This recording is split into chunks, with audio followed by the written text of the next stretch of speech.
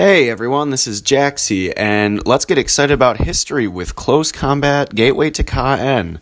And on this episode, we have taken territory, but the British are counterattacking. So right now, they're sending an armored brigade to support their infantry. And if you look, we are way outnumbered in tanks, guys. They have 11 Shermans with some M10 support, and they even have a Firefly, which really scares me. The Fireflies had a huge gun. Man, we only get 4 Panzer IVs. We do have decent infantry. Right now I'm letting some of my Pioneers rest still, so I'll swap in some Panzer Grenadiers. We do have a ton of deployment options, which is the one advantage, but boy, I am nervous about this one. Because we finally had our first successes and the British just want to come back. And so with all my deployment options, I'm just going back and forth. I don't know if I want anti-tank guns or if I'm going to stick with the Panzers, because the anti-tank, they're going to be able to camouflage nicely in the Bocage, but the British do have a 3-inch mortar, and they should be out of artillery support, but if they're not, they'll just tear those guns up. Whereas my Panzers, I think, can take Sherman 2s.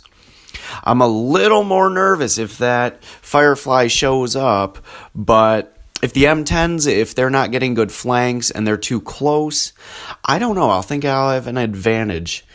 And what that means, though, because they have so much in the armor department, I think I'll be good on infantry. Now, I am going to deploy some of my infantry dangerously close, and that's because I'm going to want to find those tanks as quickly as possible. I don't know if they're going to deploy to the north, to the east, or somewhere to the southeast. And I think what I'm going to do, I'm going to borrow a little bit from the World War II playbook, and actually, as I get my infantry in place, think about putting my Panzers together. It's going to give the Allies more targets, and hopefully if I have 3 or 4 tanks firing in unison, they're not going to be able to react as well. And so that's going to be my plan. I'm setting up most of my infantry pretty far forward, but I do want a couple in nice backwards defenses just in case their armor breaks through or their few infantry break through. I don't want to completely give up this map and have to reattack it.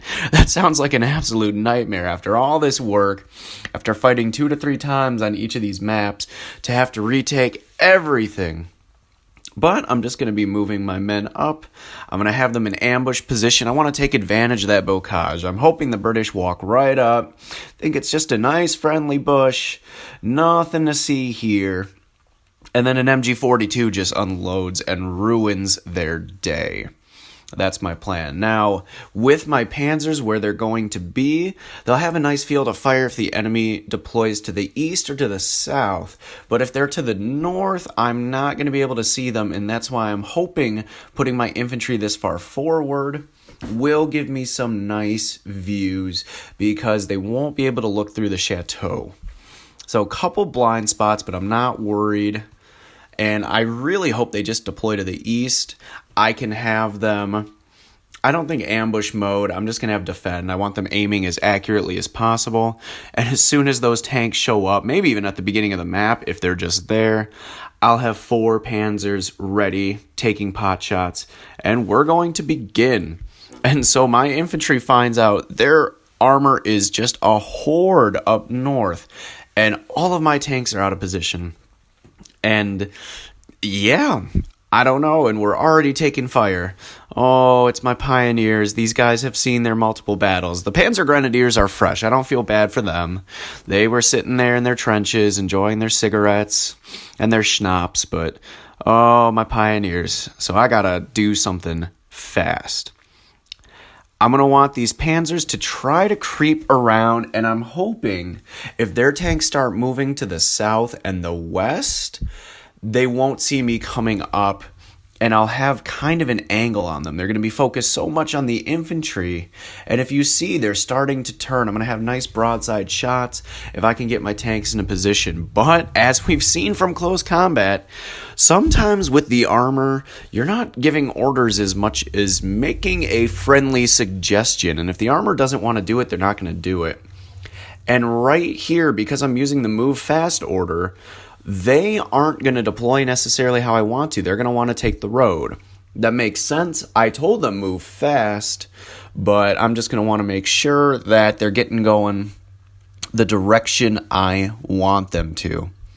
And now as they get close and start bumping into each other, I'm going to try to set it up so they fan out in a group of 4. They have a nice broad front, and I will get all 4 firing at the same time.